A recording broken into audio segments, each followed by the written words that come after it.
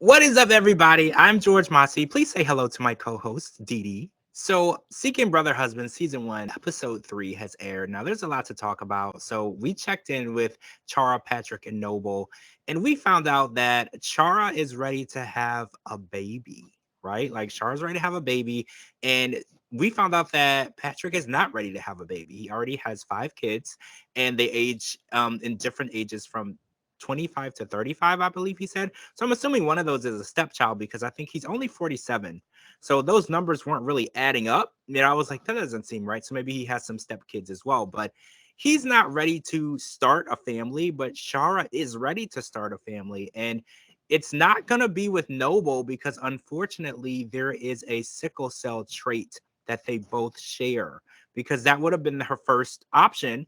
She's like, well, I would have went to Noble because I already know him. We get along somewhat, so that would have been an option for her. But unfortunately, that medical trait is something where they can't reproduce together, unfortunately. So she's kind of looking outside of the relationship for someone to help have a baby with. And I think that's a really strong ask, not just because of the polyandry situation, but when you're on a first date, because we watched her go on a first date with DeAndre and they were vibing, things were going well. They did their salsa dancing, they got along well. But usually, when you're on a date with a guy, especially the first date, and you bring up children, you know how the tone of that date can turn to something different. And it did. And most people, when they first meet you, they're thinking, do I get along with this person? Can I tolerate this person? Am I even going to see them again? And then for Shara to say, well, just so you know, this is going to be leading to having a baby. I don't think that she's going about it in the best way to keep the guy from running away. I don't even say running away, like jumping on the first smoking automobile, train, plane, whatever, and running out of that situation. But I do know, it's important to her to be a mother. So I don't know. I feel like this polyandry situation in itself, though, is going to complicate that for her, because guys are really hard to convince to have kids.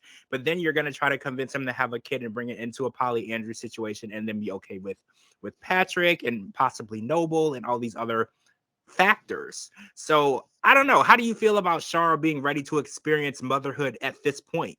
I get it. That's every woman's dream is to be a mother. But like you said, this was their first date. And she just went ahead and said, hey, look, I'm ready to be a mom. I'm pretty much wanting somebody just to have a kid with. You don't do that. You need to at least go out, get to know the person to see if they're even, a good candidate. And and having children between the ages of 25 and 35, who would want to start over if their youngest one was 25? I mean, that makes sense. And then Noble, also, apart from the sickle cell, remember she said in the last episode that she seen him only as a fling, that she didn't really want anything serious with him. So, sickle cell or not, he's out of the question. She wants somebody totally different. She wants a fresh partner that can fulfill certain areas that neither one of Noble nor her husband can even feel at the moment. And with neither one of them even wanting to or doesn't even want to give her a child. So she's going to find it somewhere else. Well, right. She's looking for that companionship. And I kind of feel like she should build that relationship first. Like you said, like build that connection, build companionship with the person first before she tells them the plan. Because I feel like she feels like her time is running out, because a lot of women, they have a career and they have lives and they have things going on. And then they realize that the time to have a child is limited. And she's kind of looking like, well, I need to get this situation started fast.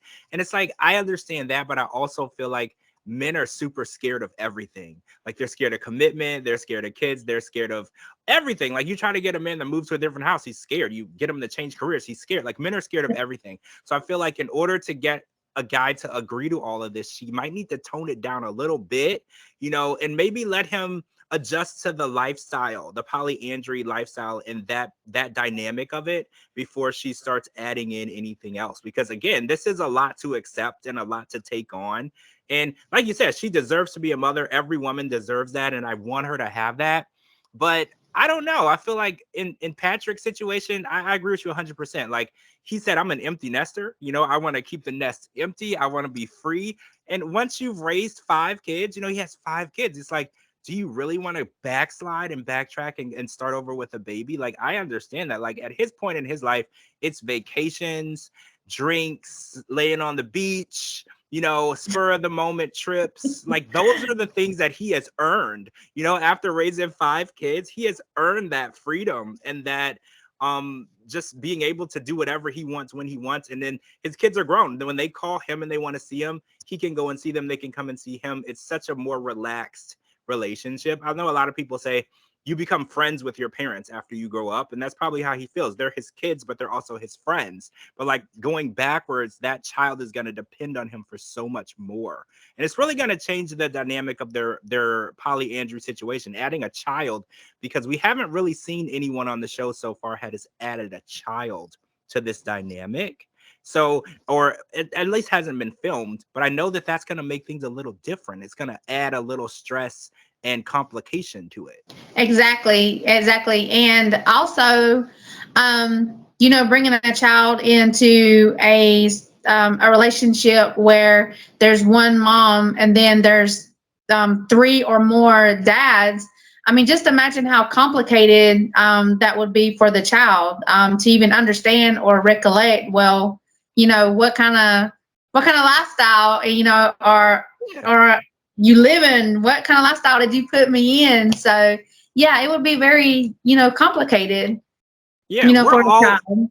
we're So all grown adults and we're having trouble processing it. So yeah, imagine for a child trying to process this, because we're all grown and we're all still trying to process and understand this. So speaking of processing and understanding, I want to check in with Elisa and Mike, because Elisa met with her best friend Amanda, and they were having a conversation about her date that she had and how she's looking to add a new partner, and how Mike is kind of uncomfortable with the situation, but it's more so his mom is unaccepting of the situation, and they want to make sure that everybody is on the same page. And I think that's important, because Alyssa's mom is very much on board, and her dad, you know, they're very open to it. I don't want to say on board, but they're very open and understanding, and they're listening and they're asking questions and they're getting the answers. But Mike's mom kind of feels like he was pressured into this. Like she doesn't feel like this was a lifestyle he chose. And you know, with us watching the show, we kind of get that feeling sometimes. It does seem like Mike is not 100% on board, because he keeps saying on the show, the lifestyle that we chose together, this was a mutual decision. We're not always getting that when we're watching him, and how he's interacting with Elisa, with the dating app, and with the expectations of what she wants this relationship to look like. Because in her situation, it's more so she's looking to date more than one person. It's not necessarily that she's looking for a brother husband. Is that how you feel? Because I feel like she's more so looking to get to know different guys and having a physical relationship with those guys. And if something does happen and it turns into a serious thing, she's not against it, but that's not necessarily the only thing she's looking for. So I kind of feel like Mike and Elisa aren't on the same page.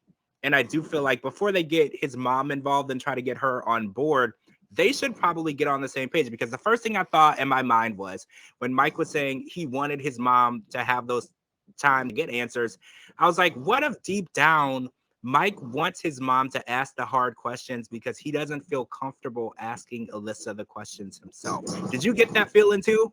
yes, like I said from the very first episode, Mike is not on board. I don't care how many times he says we. Mike is not on board. Mike is not comfortable with this. I mean, it's like he holds back the tears every time, you know, that they talk about it. And then when she went on the date, he was very uncomfortable. And then how she keeps talking about friends with benefits. It's okay for her to have friends with benefits. She doesn't want him around. You know, there's no way possible this man is okay with the lifestyle that they're living right now. And I am in agreement with you. I think that he is wanting to bring in his mom so she can ask the tough questions, because the way he looks, he's too scared to even ask those questions. So, and he acts like he's pretty much, being forced or given an ultimatum about doing this kind of lifestyle as well. You nailed it. I was gonna say that. I feel like in my mind, he's accepting it because he feels like if he doesn't accept it, he will lose Elisa. I feel like the only reason that he's going along with it is because he loves her and he doesn't see his life with them separated or not together. But as for him accepting every aspect of what she wants to do and how she wants to date, there's no way. The look on his face gives it away. It reminds me of Danielle from Seeking Sister Wife. The looks on her face. I don't know if you watch Seeking Sister Wife. Danielle, Yeah. every time she had a situation with the poly lifestyle, the look on her face gave it away. She would say one thing, but you could tell from the look that she wasn't okay. She's not okay. She's gonna need to talk to someone because it's getting bad. And I feel like that with Mike. And it's like his mom is definitely going to ask the questions that need to be asked, because when they FaceTime called her, she was like, well, I'm glad that you invited me because I have a lot of questions and I have a lot of concerns, and this is something I want to talk about.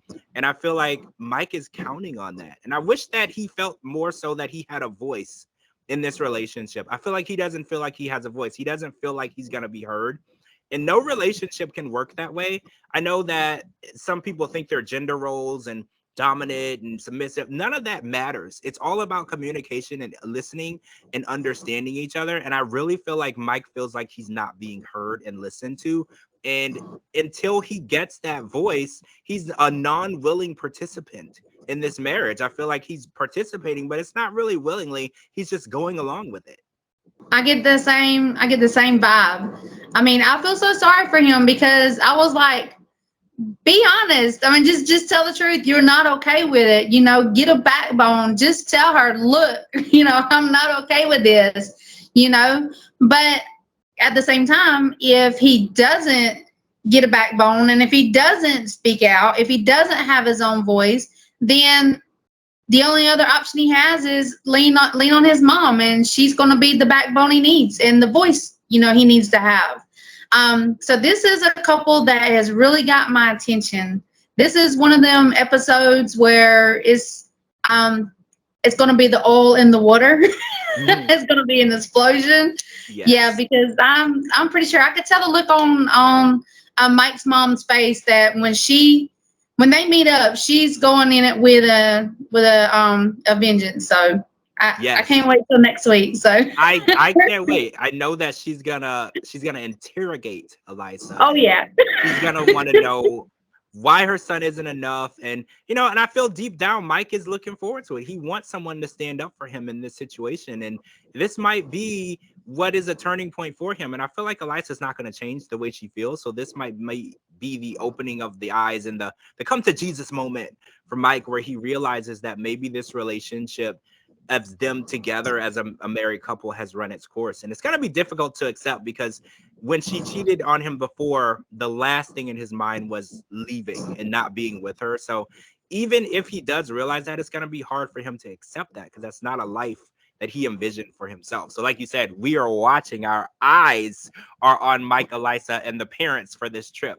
All right, guys, that's all the time we have for part one. We're going to come back with part two because there's so much more to talk about. Seeking Brother Husband on the George Mossey Show, season 1, episode 3. Thank you so much to DeeDee, my co-host, for joining me. I'm George Mossey. Make sure you're following me on all social media platforms at George Mossey, georgemossey.com, and anywhere you get your podcasts. And we will talk to all of you guys very, very soon.